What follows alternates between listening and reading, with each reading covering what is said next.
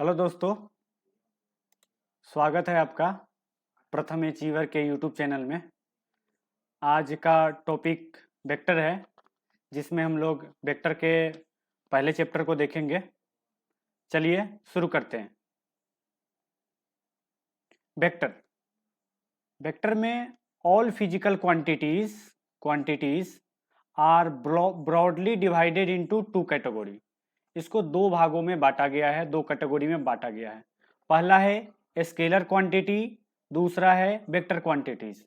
हिंदी में scalar quantity को अदिश राशियां बोलते हैं और वेक्टर क्वांटिटीज को सदिश राशियां बोलते हैं। जो भी हिंदी मीडियम के स्टूडेंट हैं वो ये बात समझेंगे कि स्केलर क्वांटिटी को हम लोग अदिश राशियां बोलते हैं और वेक्टर क्वांटिटी को सदिश राशियां बोलते हैं। अब देखते हैं स्केलर क्वांटिटी किसे कहते हैं और वेक्टर क्वांटिटी किसे कहते हैं। स्केलर क्वांटिटी मतलब अदिश राशियां। स्केलर क्वांटिटी में ओनली मैग्नीट्यूड होता है, यानी कि ओनली परिमाण होता है, जैसे कि mass, density, distance, energy, current, ETC. ये सभी स्केलर क्वांटिटी के एग्जाम्पल है।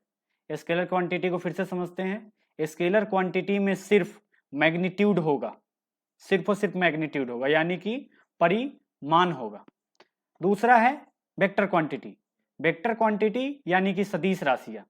वेक्टर क्वांटिटी में मैग्नीट्यूड के साथ साथ डायरेक्शन भी होगा, यानी कि परिमाण के साथ साथ उसमें दिशा भी होगा कि किस डायरेक्शन में जा रहा है। और तीसरा है और ओबे द वेक्टर लॉ। और ये मैग्नीट्यूड हो, डायरेक्शन हो और साथ ही साथ वो वेक्टर लॉ को ओबे करे, फॉलो करे। जैसे कि एग्जाम्पल के तौर पे displacement, velocity, acceleration, momentum, force, ये सभी वेक्टर क्वांटिटी के एग्जाम्पल हैं। चलिए आगे बढ़ते हैं। आगे है वेक्टर को कैसे हम लोग रिप्रेजेंट करेंगे। वेक्टर को रिप्रेजेंट करने के लिए कैसे कैसे हम लोग जानेंगे, वेक्टर को कैसे रिप्रेजेंट करते हैं, इसके बारे में जानते हैं। Vector quantity represented by directed straight line. इसको सिंपल स्ट्रेट लाइन से फॉलो करते हैं, जैसा कि आप फिगर में देख सकते हैं। आप ये स्ट्रेट लाइन है, ये स्ट्रेट लाइन है आपका, ये वाला स्ट्रेट लाइन, सीधी रेखा। ठीक है, जैसे मैग्नीट्यूड को दिखाना है अगर, तो मैग्नीट्यूड ऑफ ए वेक्टर लिखेंगे, या मोड ऑफ ए वेक्टर बोलते हैं इसको, मोड ऑफ ए वेक्टर। या लेंथ ऑफ ए बी, जो लेंथ ऑफ ए बी होता है, इसके डिस्टेंस ए और बी के का जो दूरी होता है, वही मैग्नीट्यूड ऑफ ए वेक्टर होता है। करेक्ट। फिर ए क्या है, what is capital A. Capital A आपका इनिशियल पॉइंट है, यहीं से वेक्टर ये शुरू होता है, ये इनिशियल पॉइंट है आपका। फिर बी क्या है, बी को फाइनल पॉइंट या टर्मिनल पॉइंट बोलते हैं, यानी कि जहां वेक्टर लास्ट पॉइंट है, जिसका लास्ट पॉइंट है, तो इसको क्या बोलेंगे हम लोग, टर्मिनल पॉइंट या फाइनल पॉइंट बोलेंगे। फिर आ जाता है type of vector. Type of vector में हम लोग देखेंगे कितने प्रकार के वेक्टर होते हैं। फिर आ जाता है, पहला है zero vector. A vector whose initial and final point coincides, यानी कि दोनों फाइनल पॉइंट और इनिशियल पॉइंट दोनों मिल जाए, तो उसको बोलते हैं जीरो वेक्टर। जीरो वेक्टर को जीरो वेक्टर से ऐसे सूचित करते हैं। फिर आ जाता है सेकंड में यूनिट वेक्टर। यूनिट वेक्टर में a vector whose magnitude is 1 unit, यानी कि उसका वेक्टर का मैग्नीट्यूड क्या हो, 1 हो। इसको ए कैप से सूचित करते हैं, ए कैप। कैप से यूनिट वेक्टर को सूचित करते हैं। अगर कोई वेक्टर ए बी है, ए बी वेक्टर है, ए बी वेक्टर है, उसका अगर मैग्नीट्यूड अगर 1 है, 1 आया मैग्नीट्यूड, तो उसको कैसा वेक्टर बोलेंगे, उसको यूनिट वेक्टर बोलेंगे। फिर आ जाता है coinitial vector. Coinitial vector, two or more vector having same initial point are called coinitial vector. कहने का मतलब है कि कोई अगर वेक्टर है, कोई पॉइंट है, यहां से कोई वेक्टर निकल रहा है, ये इनिशियल पॉइंट है, ये फाइनल पॉइंट है, यानी कि ये पॉइंट ओ है और ये बी पॉइंट है। करेक्ट।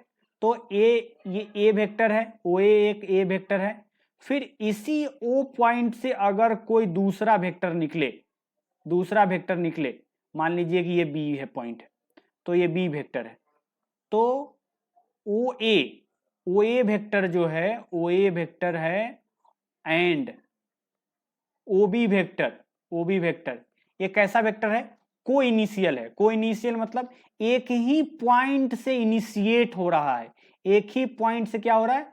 निकल रहा है, तो उसको कैसा बोलेंगे? उसको को इनिशियल वेक्टर बोलते हैं। फिर आ जाता है को लीनियर वेक्टर।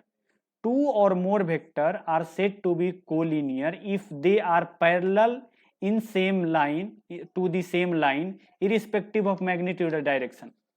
कहने का मतलब है कोई भी दो वेक्टर अगर पैरेलल है, एक वेक्टर ये है, ये वेक्टर है, और ये वेक्टर आपका बी वेक्टर है, तो इसको कैसा बोलेंगे? कोलिनियर वेक्टर बोलेंगे, वो पैरेलल होना चाहिए।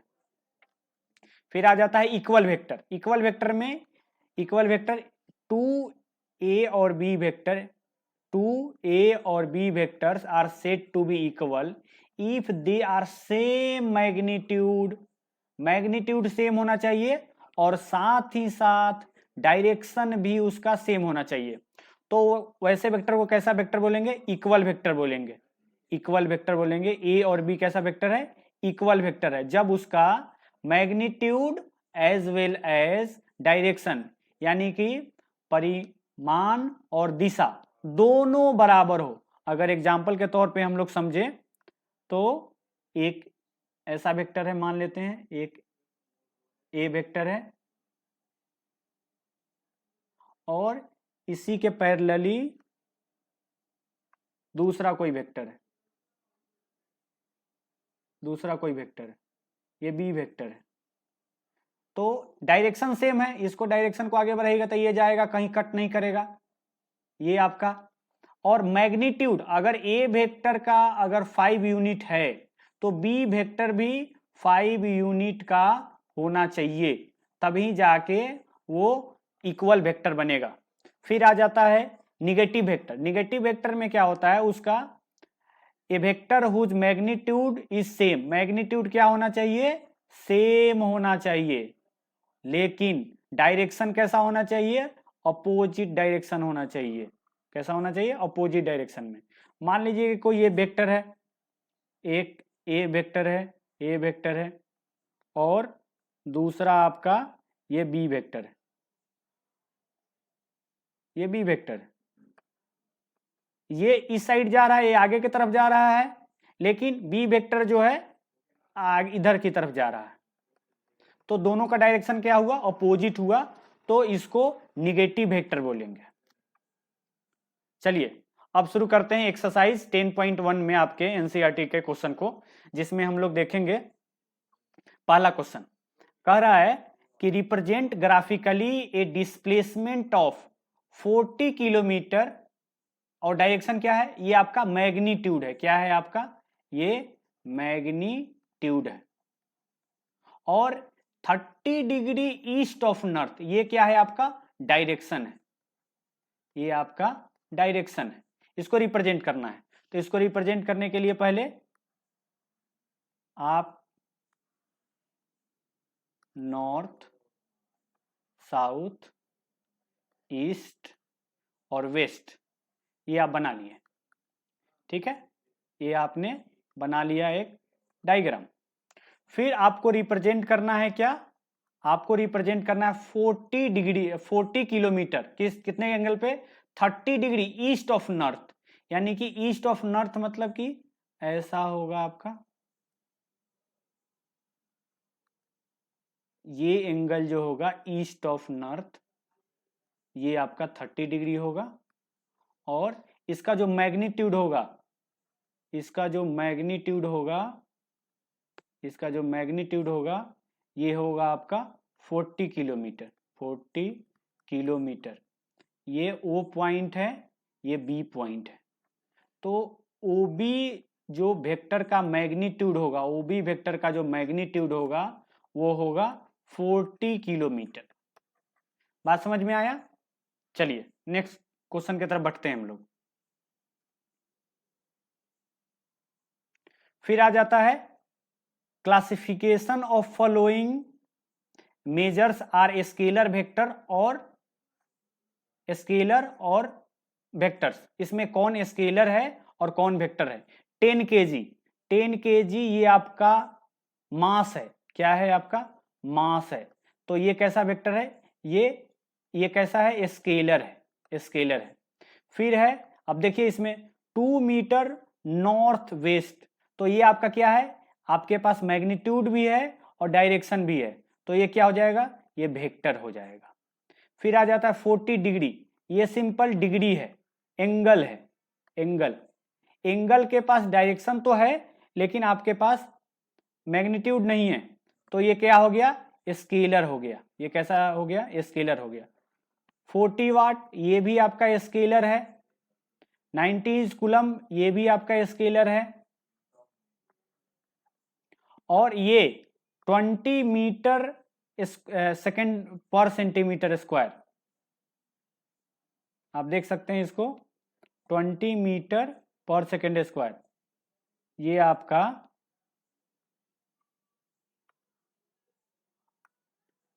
आपका एक्सीलरेशन है, एक्सीलरेशन है। तो एक्सीलरेशन कैसी क्वांटिटीज होती है? वेक्टर क्वांटिटीज होती है, वेक्टर क्वांटिटीज। चलिए आगे बढ़ते हैं थर्ड क्वेश्चन के तरफ, जिसमें बोल रहा है कि इसमें भी स्केलर और वेक्टर को बताना है। कैसी क्वांटिटीज है? टाइम पीरियड आपका स्केलर क्वांटिटीज है। डिस्टेंस भी आपका स्केलर क्वांटिटीज है। फोर्स के पास मैग्नीट्यूड और डायरेक्शन दोनों होता है, तो ये आपका वेक्टर क्वांटिटीज है।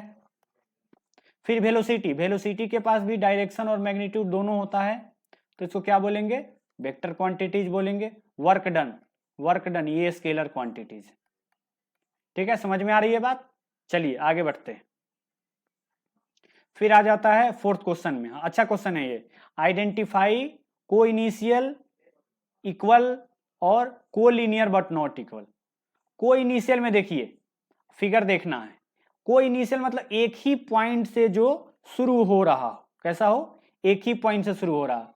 तो ए वेक्टर और डी वेक्टर को जरा देखिए, ये भी एक ही पॉइंट से शुरू होके आगे की तरफ जा रहा है और फिर ये भी एक ही पॉइंट से निकल के आगे की तरफ जा रहा है। तो को इनिशियल में कौन कौन हो जाएगा?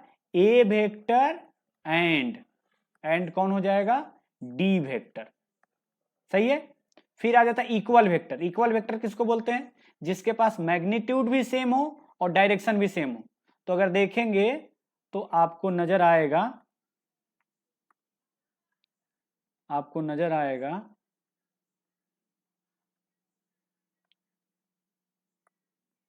कि डी वेक्टर और बी वेक्टर, देखिए जरा, इसका भी डायरेक्शन डाउनवर्ड है, नीचे जा रहा है वो।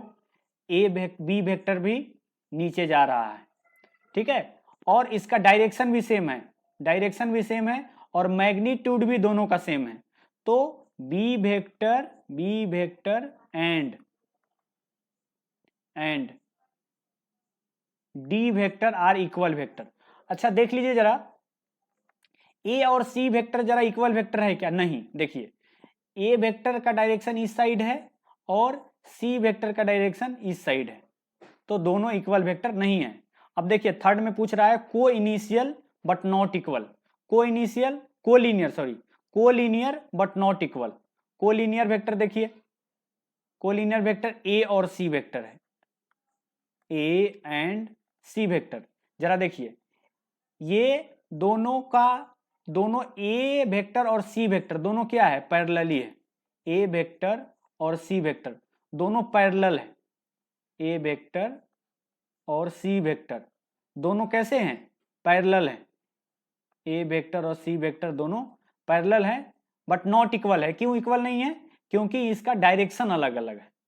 चलिए आगे देखते हैं क्वेश्चन को। फिर आ जाता है ट्रू और फॉल्स में। ट्रू और फॉल्स में क्या है आपका? बताना है कि ये ट्रू है कि फॉल्स है। पहला देखिए, ए और minus A vector is collinear. Collinear है क्या? ए और माइनस ए वेक्टर। मान लीजिए ये ए वेक्टर है और ये बी वेक्टर है, ए ही वेक्टर है यानी कि माइनस ए है। ये दोनों पैरेलली हैं कि नहीं हैं, तो ये ट्रू हुए। पहला क्या हुआ ट्रू, जिसमें ए और माइनस ए कैसा है कोलिनियर है। टू कोलिनियर वेक्टर सेकंड है, two collinear vectors are always equal in magnitude. क्या दो कोलिनियर वेक्टर हमेशा मैग्नीट्यूड में सेम होते हैं? नहीं, ये मैग्नीट्यूड में सेम नहीं है। ए वेक्टर है कोई, ए नहीं, इसको बी वेक्टर मानते हैं, और कोई ये सी वेक्टर है, इसके पैरेलल है, इसके ये पैरेलल है सी वेक्टर। ये दोनों कोलिनियर तो है लेकिन इक्वल नहीं है, क्योंकि देखो इसका मैग्नीट्यूड अलग है, इसका मैग्नीट्यूड अलग है, तो ये फॉल्स हो गया। फिर आ जाता है two vector having same magnitude are collinear. Two vector having same magnitude are collinear, नहीं, ये भी फॉल्स है, ये भी फॉल्स है। क्यों? देखिए two vector are equal magnitude. अब मान लीजिए कि कोई ये वेक्टर है, ये कोई वेक्टर पी वेक्टर है, ठीक है, पेन चेंज कर लेते हैं जरा। पी वेक्टर है, इसका मैग्नीट्यूड है मान लीजिए 5 यूनिट, 5 यूनिट। फिर कोई क्यू वेक्टर है, क्यू वेक्टर है जिसका डायरेक्शन ऐसे है, ये क्यू वेक्टर है जिसका भी मैग्नीट्यूड तो 5 यूनिट है, लेकिन मैग्नीट्यूड तो सेम है, लेकिन कि कोलिनियर है क्या? देखो पैरेलल है क्या पी और क्यू? नहीं, तो ये फॉल्स हुआ। फिर लास्ट सवाल है 5 के 4 नंबर का कि two collinear vectors having the same magnitude are equal. No, ये भी आपका है फॉल्स। चलिए ये पांचों सवाल हो गए, तो आप इसे सब्सक्राइब करें, मेरे यूट्यूब चैनल को लाइक करें, कमेंट करें कि आगे का टॉपिक क्या किया जाए, और शेयर भी करें अपने दोस्तों के बीच में। थैंक यू, धन्यवाद।